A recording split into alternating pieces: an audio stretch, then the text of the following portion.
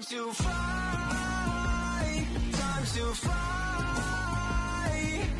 Never give up, we won't retreat. The ones who stand up. Hello friends, and welcome again to another Street Fighter Duel video. Hey guys, welcome again to the channel. Today we're gonna do a priority list, and not a tier list, but a priority list for which tanks you need to build from the start of the game. As free to play, as casual spenders, let's say you're not going for the limited character, we're going for straightforward normal faction units from Flame, Thunder, and Wind, and what units you need to be focused on from early game to mid game to late game, who you need to build and who you need to invest in as tanks, and what they do and why we should focus on them. Now I'm gonna say two mentions, starting off with the special summons and the special characters. The most important unit in the game for everybody, even if you're whales, even if you're casual spenders or free to play, the most important limited character that we have until now, from once they released limited characters till now, is Gouken, and he's the best tank in the game.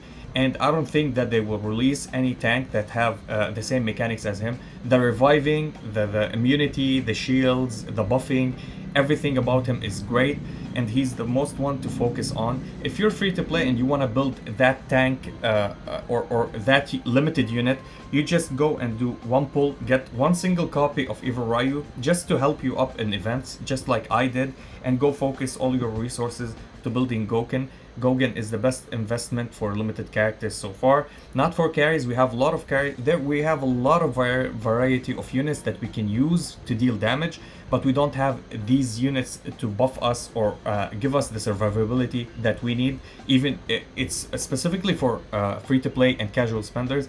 Go for Gouken, you can never go wrong with him. Now the second unit, which is a tank, and it's the only tank as a carry, and he's not actually a tank, but the thing is with him that he can gain shields, he have a high dodge, and he can tank and survive a lot, which is Fashion Blanka. Whenever you unlock him, of course, invest with him fully. He will be a carry, he will tank for himself, not for the team, but for himself. He will buff your team, and he will do insane damage. He will help you out throughout the content. Now that we talked about everything about them, now let's go and talk about literally the tanks and the most tanks that you need to build specifically from the start of the game. Now as you start, you're gonna there's a good tanks in the game. I put them on the same level, everyone except one of them. I'll be talking about him, but one tank is an early, mid, late game tank that you should build from the start and invest in him and get copies of him, and it's Abel. Now I'm not saying Abel is the best tank, but he's the tank that you need to focus on from the start of the game till the end of the game. You need him in every aspect, especially right now. If you see, his shields are super good, that we're using him also on bosses. Now why do we use him on bosses? First of all, it doesn't say in the description, but his shields can negate interruptions, not stuns, but interruptions by any means, like pushing back, or the wind blow that bosses does, or any unit that does it, or the knock up to the sky. It interrupts, but it doesn't stun, and he can negate that with his shields. Maybe any shields can do that. And if we see here, we're using him as follow. We use his C1 for the shields. So I'm starting with Viper, Abel, Fashion Blanka, then Viper. I rented an Evil Ryu from my friend Satsui. This is not mine. Of course, I don't have such such Evil Ryu. As you see here, he's fully built, maxed for him. It says his name on him if you read here, it's Satsui. So yeah, so Abel is one unit, one tank that you should focus on from the start of the game. Now why he's much better than any other tanks or any other shielders? He specifically have something different than anybody else with his skills, and it's his it grants teammates a shield that blocks one hit for 5 seconds, not blocks a certain amount of attack that enemy does, or blocks some damage that you get by some certain HP or defense that you have. It straight up blocks an attack. Now it goes up to 2 attacks, and it will reduce the enemy pressure by 10% for 10 seconds, which is good, which means your lineup or carry will hit more and will not miss, or the enemy will not evade and dodge. Now, what does me like taking one hit or two hits and negating them? It means if an enemy is hitting you for 1 trillion damage as a single hit or 2 hits, it will be fully negated. You will take 0 damage. This is why when we playing against a Charming Dudley lineup in PvE, we just use the C1 of Abel. Charming Dudley will hit a punch and he will not even deal any damage. It will be fully negated because he's a single target damage dealer with 1 single punch. It's not 2 instances.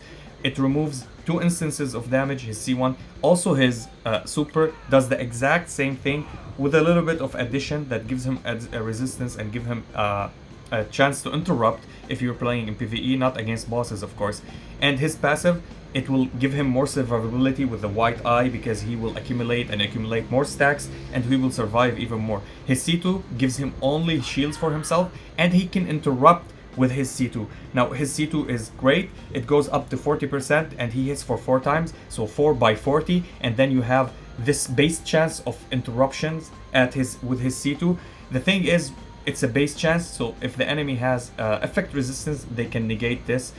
His scars are amazing. You start with a shield from the start of the beginning of the battle, and this shield will rotate. If you get it to 6 out of 6, it means they will have this shield rotating 2 times on your units. So it starts with Abel, he takes 2 hits, it goes to the second unit, takes 2 hits, to the third, takes 2 hits, goes back to Abel, and rinse and repeat until it fades away. So it goes 2 times. It doesn't go till the entire battle, but if you're fighting and you're dealing some interruptions, this can last for the end of the battle. We saw it in a lot of replays that I had, that my units are still having the shields from his 6 out of 6 and not getting any kind of damage, especially against Dudley. The last one that I did with chapter 3940, you can replay that and check it out. And this is why he's highly. Now, the thing is, everybody is keep telling me we should go for 30. In my opinion, you shouldn't go for 30, and there's a specific reason. You can go for 30 if you're doing the rush bossing meta, which is going back to back with the super combo fold, like X 4 bars or 3.9 bars. And why is that? Because his shields are for 5 seconds. Here it gives you 2 additional stacks of, and it's amazing. Yeah, if it gives you 2 additional stacks for like 8 seconds to 10 seconds, I would 100% say it's the top tier plus 30. But because all of his skills, if you go and read his skills, it says 5 seconds, the shields last for 5 seconds. So if you're playing in PvE, you're gonna do your rotation, use his shields, stun your enemy. If any damage you took, you already have the shields, it's negated, and you can continue. While you wait for your enemy to do their second move, your shields will be off, you will not have any shields anymore. So this is why it's not important, it's 5 seconds. If he gets soul power boost like any other character, and we get like the shields go for 10 seconds, for 12 seconds they stay, oh, that will be mega OP. He will be the best tank in the game actually. So this is why build Abel. His plus 20 is amazing. His scars are fully to 6 out of 6 are perfect. He's one tank that you can use from A rank till the end of the game, till you go until 5 stars. Now, the second tank that I'm gonna be talking about and you should build, and he's the most broken OP tank in the game as normal faction. The most broken tank in the game is Gouken, but outside that, if we're talking normal faction, it's Zangief.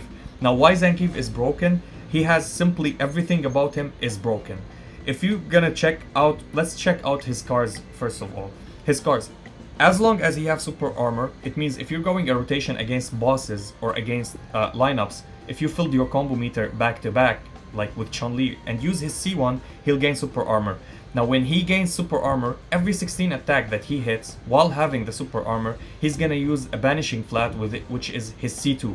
And his C2 works with his 6 out of 6. His 6 out of 6 is when he's using the banishing flat, which is the C2, he will nullify and delete the passives or your enemies for 8 seconds. So if you gonna run this kind of setup, it works together, but we don't care. His 6 out of 6 is what we aim for because of his C2. What his C2 does is absolutely insane.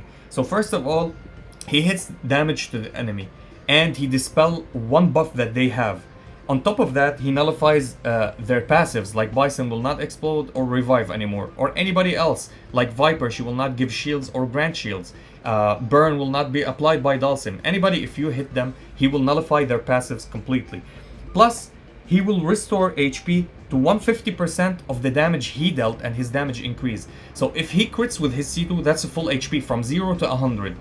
He will always be on top, full HP when you use his C2. He will be always the last one to die on your team. Now his super is also amazing. So if you're fighting somebody and you start with his super, he can lift them up to the sky and slam them to the floor. Now it takes a little bit of time and practice to do it, and it deals a AoE stun if you were lucky by RNG. It's not that you can't depend on it, it doesn't work consistently, but it's also a good addition because it's an AoE stun with AoE damage, which is good actually for a tank, but we all use him for his C2. Now his passive is the most broken thing in the entire game. His passive reduces flame, thunder and soul damage from himself taking damage by 20%, goes up to 50%. So 50% of the, and we know all the good carries in the game deals either flame, soul or thunder damage to your enemy, to your allies, to your lineup, and he gains 50% resistance. On top of that, he gives his lineup, his teammates, 25%. So 25%, the entire lineup takes less damage from soul, thunder and flame. This 25%, because he's considered an ally and the lineup, it adds up to his 50%, so 75% of flame, soul and thunder damage he doesn't take. He takes only 25%, which is a small portion of it, and he negates other things. He heals himself, self-sustain, the best tank in the game. This is why he's so broken, he's so OP. You'll find him, he's the last one to die on your lineup, even if they're trying to kill you. Unless it's single target that doesn't deal all of that, like Cammy is one of the units that will delete him instantly from the game, because she deals raw wind damage and or normal damage, which will kill him and tag him with armor break. But that's another case, and that's about Zangief. Now the third one, and you can put these three units if you're starting from the start of the game. You can build, you don't need to build them as I say, oh, let's start with Abel, then Zangief, then Honda. No, you can start whichever you want from the early game to the mid game. They will help you out. But Abel is the most reliable one, then Honda is the most reliable one in the early game. Mid game to late game, it's only Zangief is the best one, plus Abel. Honda, you'll find him good for tanking and stunning. We use him for stuns more than we use him for anything else. So on our list, on the third priority list, if I'm making a priority list, in my point of view, Honda is the man that you need to go, because he has desperation, and as you see, I built him for plus 20. His plus 20 will give you the desperation plus 3 seconds. It will be extended for 3 seconds. The thing is with him, the man doesn't die immediately. He gains immunity, he gains desperation. It will trigger when he goes less than 30%. So as soon as he hit the 30% threshold of his HP, he will increase damage resistance by 30% after the immunity leaves. It means for 8 seconds.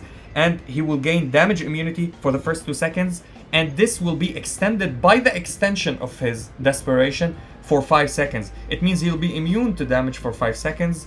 I need to test more of him, because they told me there's a bug that it will trigger desperation always, all the time. I want to test it, and I will tell you about it if it works.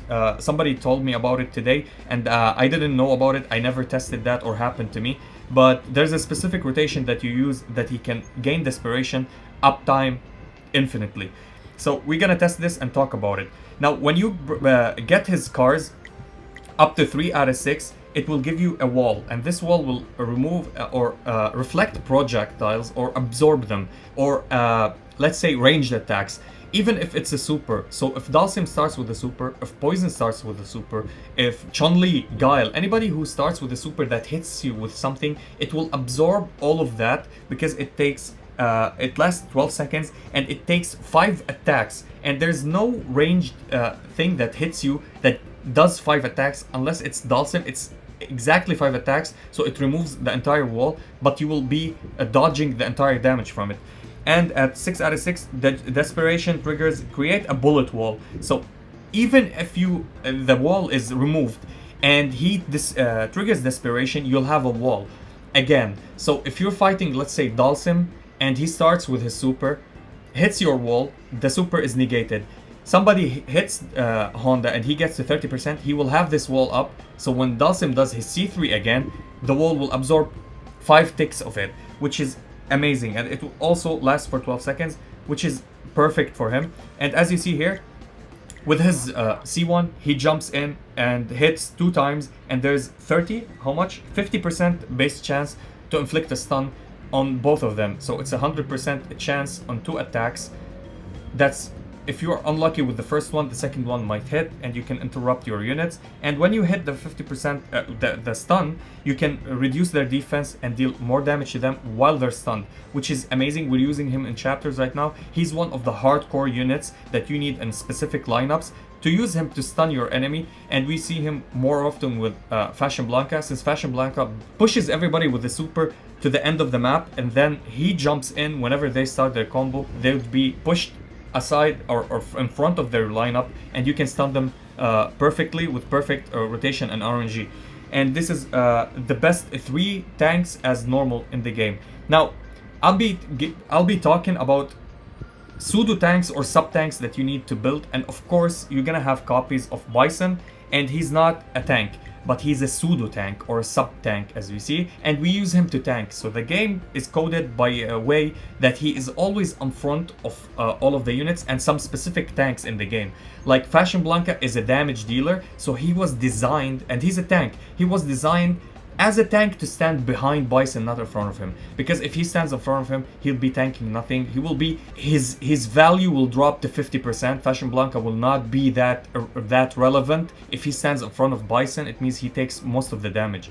So this is why Bison was considered by the game functionality as a tank, but he's not a tank. He's an attack class, which deals a lot of damage. So he will be tanking for you infinitely, taking soaking damage and damaging other units, most OP broken unit. So if I would say in the priority list, I would say after you build these units in divination, the first unit that you need to go and at least get it to SS so you can unlock the plus 30 is Bison. Now, talking about different kind of tanks and different type of tanks, I'll be talking now about a specific unit which is really good and you need to build, which is Blanka. Now Blanka at plus 30, he will be a beast, will give you, even with every electric shock, he will give you a shield for all the teammates. But he gives one single teammate shields and electric claw, and he gives himself. And the good thing about him is his 6 out of 6. When you build him to 6 out of 6, there's a 10% base chance to inflict stun on the target for 0.5 seconds. I know the counter attack doesn't sound that nice, but when he has the electric claw and he's gonna be having a lot of electric claw stacks, this 10% goes to almost 100% or more. So you're guaranteed almost all the time. It happens with me all the time. He counters attack. It doesn't require anything for counter attack. So the enemy doesn't need to hit you so you can counter attack. If the enemy decided to start anything, a heal, let's say Elena decided to start a C1 and he sniffed that and he was like, oh, you want to use a C1 to heal? He can interrupt her and then annihilate their combo. He finishes the combo, they will not continue the enemy. This is one of the great interruptions in the game if it lands successfully. Of course, it's for RNG. I'm not telling you he's the best pseudo tank, but he's one of the best, and in my opinion, I like him a lot, especially for his C2. It gives the enemies and applies on them the debuff shock, and then you deal insane damage. Even if you're a flame team, if you're using him with Donaldson, if they have thunder on themselves, they will not take extra damage by just thunder. It's any kind of damage they will take extra. So thunder is one of the main component. I don't know why people until now they didn't understand that, oh, he's a main unit to use with Trendy Kami. If you're a Trendy Kami user, use his C2, then the C3 of Trendy Kami, and check how the damage goes off the roof. You're gonna do 50% more damage in your entire run. Now, another unit that I'll be talking about, and he's also a pseudo tank or a sub tank, which is Dudley. Now, Dudley is not the best for tanking, but he dodges a lot and counters attack. And with his counter attack, he deals more damage, and he dodges a lot, so he adds for your lineup. Now, this is not the main point. The main point that we use him with is his C1. His C1 also, Dudley, you need to build him in the future for 5 teams. he's one of the stunners in your lineups that you're gonna use. He stuns the first unit on the enemy line, which is if they start or if they jump with a C1 and they need to continue, you can stun with his C1. It's not super reliable, but it acts like E Honda. It's the same level. E Honda is better because it's 50%. This one is 40% base chance to land a stun, which is amazing and adds a lot. Anything else about him? I think it's the roses. If he has 6 out of 6 roses, 6 out of 6 cards, he will trigger a counter attack every time the unit are affected by stun. So if the unit has a rose on them and they get stunned, he will trigger his counter attack, which will add a lot of damage.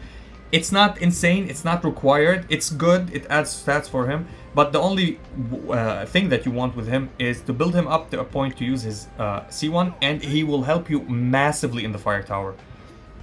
Now, another tank that we'll be talking about right now after Dudley, which is Hugo. Now, Hugo, I don't like him. I don't tell anybody to build him. He doesn't add that much. He's not super good. He's not good, he's okay. He's a meat wall that you just put him in front for the enemy to hit, and it will take time for them. He almost most of the time not get one shot. He can get one shot, but he mostly survive because of the potatoes. Passively, he will be gaining potatoes. He will gain potato with his even soul power, and with all of his skills, if you read them, gains potatoes, add potatoes, eat potatoes. He helps your team sometimes with giving them potato to survive and stuff like that. Even his cars is all about potatoes, and increasing his defense is also good in the 6 out of 6. Don't forget about that. But he's not a main component to your team. If you look at us, the pro players, we don't use him in tower. Now, if you see a pro player that using him in tower, that's because they already built him before they thought about building somebody else. You have other units. Adon for speed or DiCapri for speed will help you a lot. Plus, DiCapri is really useful and really good in many situations that you can use her as in your... This is how I use my flame tower. If you look at my flame tower, I use DiCapri as a tank, actually, just for the speed. I don't use her for anything else. Sometimes I use her C2. It's really good. It helps me a lot sometimes with clearing low HP, but her speed is good. Adon, his speed is good. You don't need DiCapri if you have Adon built, or if you have DiCapri, she's more faster. Sometimes she bypasses other lineups that have Adon on them, so you can, if you counter them. So yeah, Hugo, anything that you want to use for him. So if you're running him, you need to run him as this way. If you're having him in Flame Tower, you need to start with a C3, with a super from your carry and end with a super from your carry, and use his C2 to keep him surviving, and use a C1 of Summer Yang, let's say. Or use his C1, then a C2 from Summer Yang or Decap or whoever you want, then a C3 of your carry. You need to use his skills for him to keep surviving. Other than that, not a big addition. I would prefer to use Dudley's C1 and the C2 of Summer Yang to give me more combo meter. So, C1 from Dudley will interrupt the enemy, and I go with my carry and kill everybody. Now, the last one I'm gonna talk about, it's also from the Flame faction, and it's DJ. Now, DJ still for today, he's the worst unit as a tank. The thing about him that I like is that the buffing of the shields, and he gains more attack. His exclusive, he gains more attack every time he has his shields on. So if you keep interrupting the enemy, he will gain more attack, and it caps out at 60%. And it's not the best thing. We tried many accounts and we checked how much damage he does. The damage output is almost not there. The thing is about him, his C2 is really good, and his passive, he gains shields upon entering the battle, which is really good. He buffs the shields that he gets upon entering the battle. It's not like, so if you have Abel with him on the team, the shields that anybody gets while Abel enters the battle, it will be buffed. His shields will be buffed. If you're playing this soul, what's it, Shelter? If you're playing Shelter, Shelter shields will be buffed. It doesn't buff the shields that you get inside the battle. It's only whenever you enter the battle. So the shields of Abel that you will gonna get, it's not gonna be buffed. The shields from Summer Yang not gonna be buffed. From Gouken not gonna be buffed. The only initial shields that you start the battle with will be buffed. And this is a little bit good if you're using Shelter only. End of story. There's nothing else that will help you with. His only thing is his C2. We barely use it. It's not that successful. It's the last hit in his C2 that will land a stun with a base chance of 30%, goes out to 50%. So the last hit have a 50% to stun. You need to time it correctly to land the hit when they start their combo. Sometimes it really gave me a hard time. It worked many times it didn't. So there's a lot of different fighters that you can use. And yeah, that was it for these tanks. Now I know there's different units that you can use. There's Makoto, there's other type of unit. Makoto, I would put her even on top of DJ, better than DJ, because her AoE stun, it interrupts better than his interruption, and it goes AoE and it pushes everybody to the back. But the thing about her is also, like Potato Guy, Hugo, she needs to develop a lot of Qs. She's so squishy. She can be one-tapped by anybody, by an auto attack. I've seen all of these units like can handle an auto attack from Rose. Makoto can't handle a one attack from Rose. She needs the Q to be lift up so she can gain more defense. So Rose on your enemy line, especially on high stages, she just hit you with an auto attack, she dies. Just like Bison explodes when Rose hit him, she just dies with auto attack, which is a little bit sad. You need Abel on top of her and many other units and many other utilities to enable her. This is why she's one of my favorite characters as Street Fighter goes. But for her in this game, she's completely trash. I don't tell anybody to build her. And that was it about the tanks. Let me know what priority list you need me to do for you. Maybe an EX move. I'll be talking about what you need to build and have. Yeah, and that was it for the video. If you enjoyed this video, please like and subscribe. If you didn't, we thank you for watching. And as always, stay frosty. Peace. Time to fight, time to fight.